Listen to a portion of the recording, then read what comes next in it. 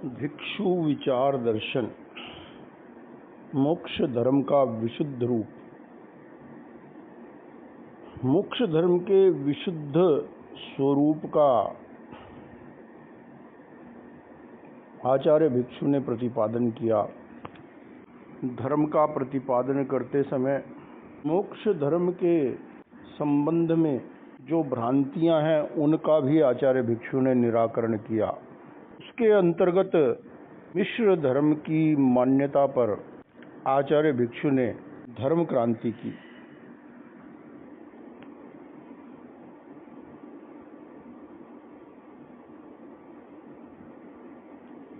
आचार्य भिक्षु ने कहा, केई कह में हणा एकेंद्री पंचेंद्री जीवार ताई जी, एकेंद्री मार पंचेंद्री पोष्या धर्म घणो तिन माही जी। एकेंद्री थी पंचेंद्री ना मोटा घना पुन भारी जी, एकेंद्री मार पंचेंद्री पोष्या मन पाप न लाग लिगारी जी। ऐसी मान्यता थी अथवा वर्तमान में भी है कि वनस्पति आदि एकेंद्रिय की हिंसा में जो पाप है उससे कई गुना अधिक पुण्य मनुष्य आदि पंचेंद्रिय प्राणियों के पोषण में है।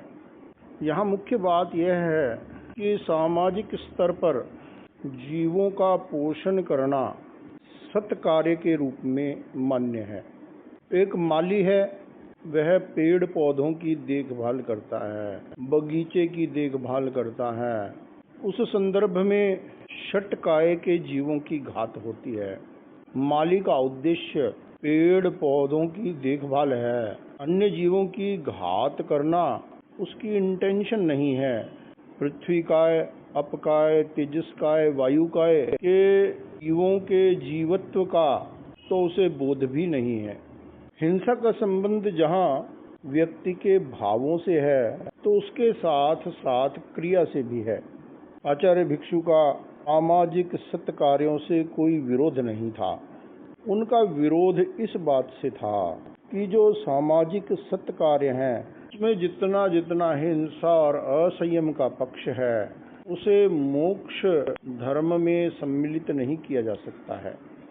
इसी प्रकार मनुष्य कभी चींटियों का पोषण करता है, कभी गायें, भैंस, बकरी, कुत्ता, बिल्ली का भी पोषण करता है। अन्य जीवों के पोषण के लिए भी मनुष्य बहुत प्रयास करता है। मनुष्य मनुष्य का भी पोषण करता है। समाज व्यवस्था और मानवीयता की अपेक्षा से यह आवश्यक भी है और इसकी उपयोगिता भी है।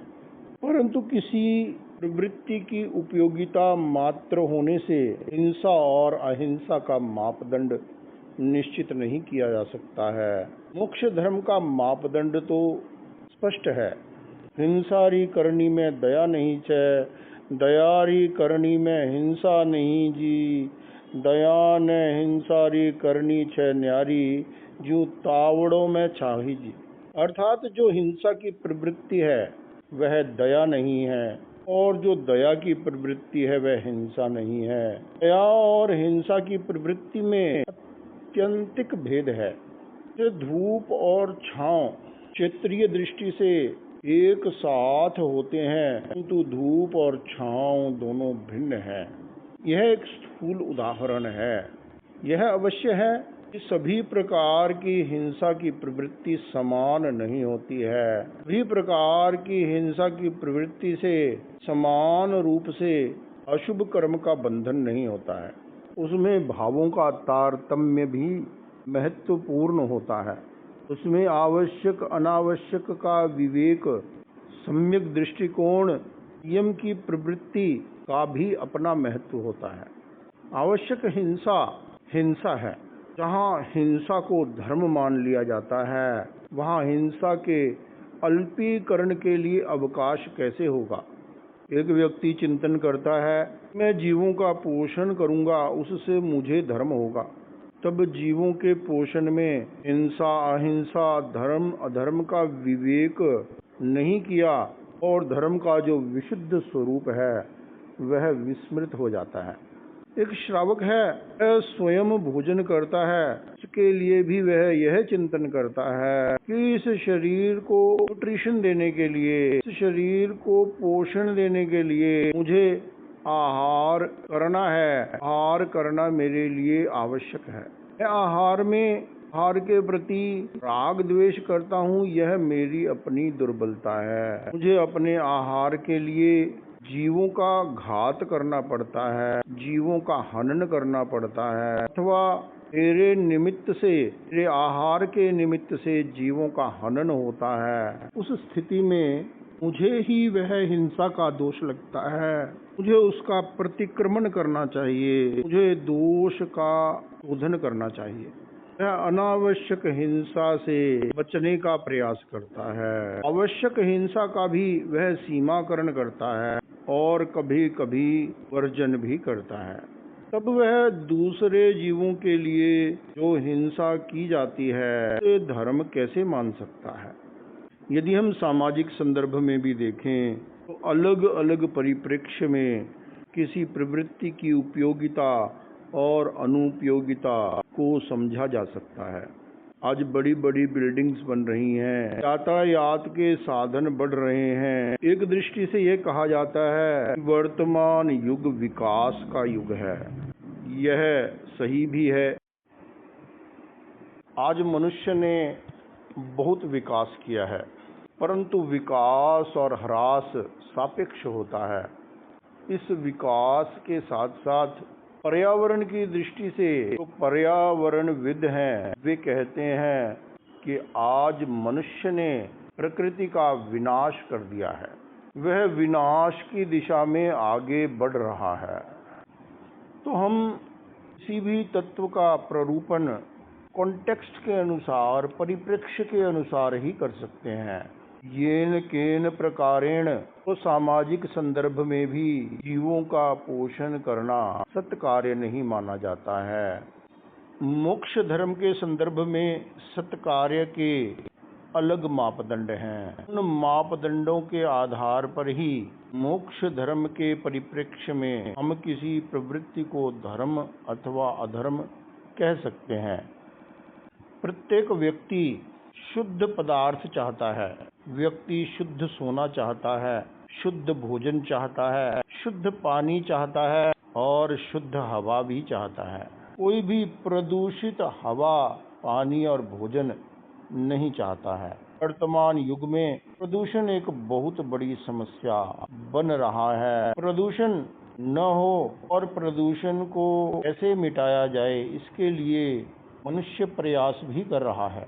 आचार्य भिक्षु के सामने विचारों के प्रदूषण, आचार के प्रदूषण, धर्म के प्रदूषण का प्रश्न था। धर्म के संबंध में अनेक प्रकार की रूढ़ियां अतीत काल में भी थी, वर्तमान में भी हैं और भविष्य में भी रहेंगी।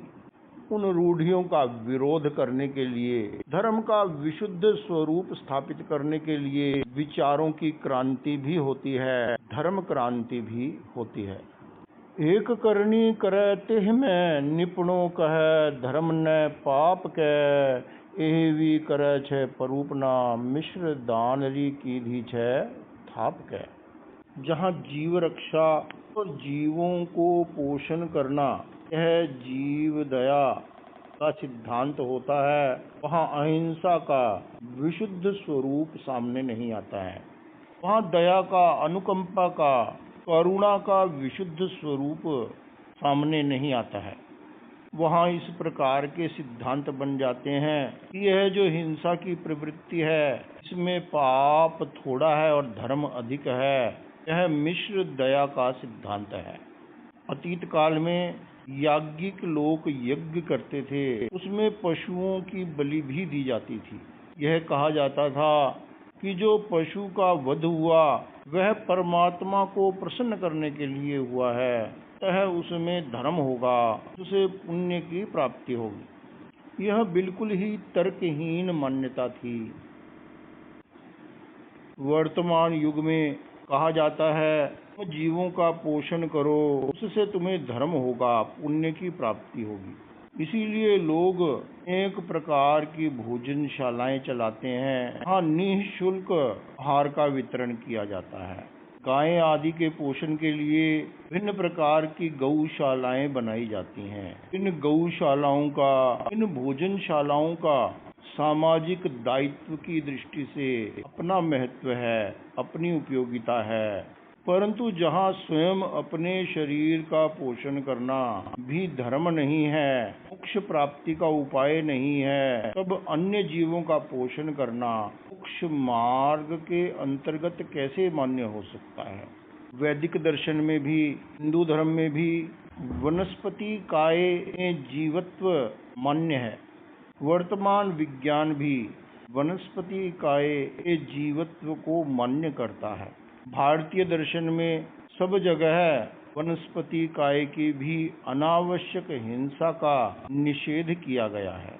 यहाँ तक कहा जाता है, यदि आपको किसी वृक्ष का कोई पत्ता चाहिए तो उस वृक्ष से क्षमा याचना करनी चाहिए, प्रार्थना करनी चाहिए कि मैं अपनी आवश्यकता के लिए आपको जो कष्ट दे रहा हूँ उसके लिए मैं क्षमा चाहता हूँ।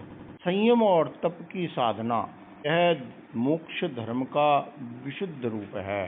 जहाँ लौकिक प्रवृत्तियों को मोक्ष धर्म के रूप में स्थापित कर दिया जाता है, वहाँ उन लौकिक प्रवृत्तियों की भी जो वास्तविक उपयोगिता है वह विस्मृत हो जाती है। भोजन खिलाना धर्म है तो पूड़ियों का लंगर लगा दिया जाता है और व्यक्ति भी धर्म समझकर ग्रहण कर लेता है, चाहे उससे उसका स्वास्थ्य भी बिगड़ जाए। लौकिक प्रवृत्तियों भी उपयोगिता को समझना चाहिए कि लौकिक जो उपयोगिता है उसे समझना चाहिए, तो उसके साथ धर्म की आराधना की जा सकती है। जीवों के पोषण करने के लिए विभिन्न प्रकार की प्रवृत्तियां की जाती हैं। उनमें अनावश्यक हिंसा ना हो, उनमें व्यक्ति मिलावट ना करे, धोखाधड़ी ना करे, माया ना करे, उनमें व्यक्ति अहंकार ना करे, किसी का तिरस्कार ना करे, किसी का अपमान ना करे, विनम्रता का भाव विकसित करे, उनमें व्यक्ति क्रूरता का आचरण न करे, जीवों के प्रति दया का भाव रखे। यह मोक्ष धर्म है। भारतीय दर्शन में दान का बहुत बड़ा महत्व है। भारतीय दर्शन में ही नहीं, पूरे विश्व में दान का बहुत बड़ा महत्व है। दान का जो प्रचलित रूप है, आर्थिक सहयोग देना, भोजन, वस्त्र आदि प्रदान करना, यह दान कहलाता है। परंतु दान का जो व्यापक रूप है वह है सहयोग करना, उदारता का भाव होना, यह दानशीलता है। समविभाग की चेतना का विकास करना, यह दानशीलता है। हम कोई भी प्रवृत्ति करते हैं, उस प्रवृत्ति में धर्म अधर्म का विश्लेषण बहुत विवेकपूर्ण करना आवश्यक होता है। कोई व्यक्ति रात्रि भोजन का त्याग करता है, अब दिन में जो उसने भोजन किया, भोजन का जो त्याग नहीं किया, भोजन को जो उसने ग्रहण किया, वह तप नहीं है। जो उसने रात्रि भोजन का त्याग किया, वह तप है। कोई व्यक्ति मांसाहार का त्याग करता है, अब वह जो शाकाहार कर रहा है, वह शाकाहार को जो ग्रहण कर रहा है वह धर्म नहीं है। धर्म वह है जिसने मांसाहार का त्याग किया है।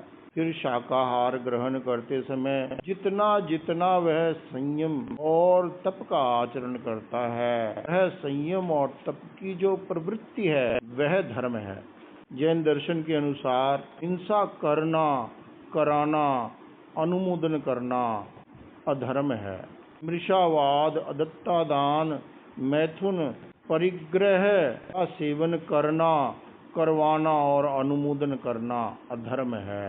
वह मोक्ष का मार्ग नहीं है, वह बंधन का हेतु है, मोक्ष का हेतु नहीं है। आचार्य भिक्षु ने कहा, पाप 18 सेव्या एकंत पाप, ते सेव्या नहीं धर्म होयो रे। पाप धर्मरी करनी 6 न्यारी, पिन मिश्र करनी नहीं होयो रे। 18 पापों का सेवन करना एकांत रूप से पाप है। का सेवन करने में धर्म नहीं होता है। पाप और धर्म की करनी अलग अलग है। पाप और धर्म की प्रवृत्ति अलग अलग है, उन्हें मिश्रित नहीं किया जा सकता है। प्रवृत्ति के 3 साधन हैं, मन, वचन और शरीर। आचार्य भिक्षु ने कहा, दोए करनी संसार में, सावध निर्वध जान, निर्वध करनी में जिन आज्ञा, तिन पामै पद निर्वाण। जो व्यक्ति प्रवृत्ति करता है, प्रवृत्ति 2 प्रकार की होती है, सावध्य प्रवृत्ति और निर्वध्य प्रवृत्ति। निर्वध्य प्रवृत्ति में जिन आज्ञा है, निर्वध्य प्रवृत्ति से निर्वाण प्राप्त होता है, मोक्ष प्राप्त होता है। जहाँ राग द्वेष है, असंयम है, 18 पापों का सेवन है, वह प्रवृत्ति सावध्य प्रवृत्ति कहलाती है। लौकिक संदर्भ में भी दान मात्र को लौकिक कर्तव्य, लौकिक दायित्व नहीं माना जाता है। वहाँ भी कुछ मर्यादाओं को मानना पड़ता है। कोई व्यक्ति यदि शराब बांट रहा है, शराब का दान दे रहा है, उसे लौकिक दायित्व के रूप में मान्यता प्राप्त नहीं हो सकती है। यह लौकिक मर्यादा है। इसी प्रकार से मोक्ष धर्म की भी मर्यादा है। जिस क्रिया में असंयम का पोषण होता है, असंयमी का पोषण होता है, वह प्रवृत्ति सावध्य प्रवृत्ति कहलाती है, वह धर्म नहीं है। हम स्थूल रूप से देखते हैं तो एक ही क्रिया दिखाई देती है, परंतु हम यदि सूक्ष्म दृष्टि से विश्लेषण करते हैं, मन की प्रवृत्ति, वचन की प्रवृत्ति, शरीर की प्रवृत्ति, इंद्रियों की प्रवृत्ति अलग अलग होती है, समान नहीं होती है। ये समान भी हो सकती है, परंतु ये प्रवृत्तियां अलग अलग होती हैं। तो किसी भी प्रवृत्ति को जब हम विश्लेषण करते हैं तो अनेक संदर्भों में उसका विश्लेषण करना आवश्यक होता है। जब हम जीवन को सर्वांगीण रूप से देखते हैं, तब हम सम्यक रूप से सामाजिक दायित्व और मोक्ष मार्ग के बीच सामंजस्य स्थापित कर सकते हैं। उन दोनों के महत्व को अलग अलग समझते हुए अपनी क्षमता और अपेक्षा के अनुसार दोनों के साथ न्याय कर सकते हैं।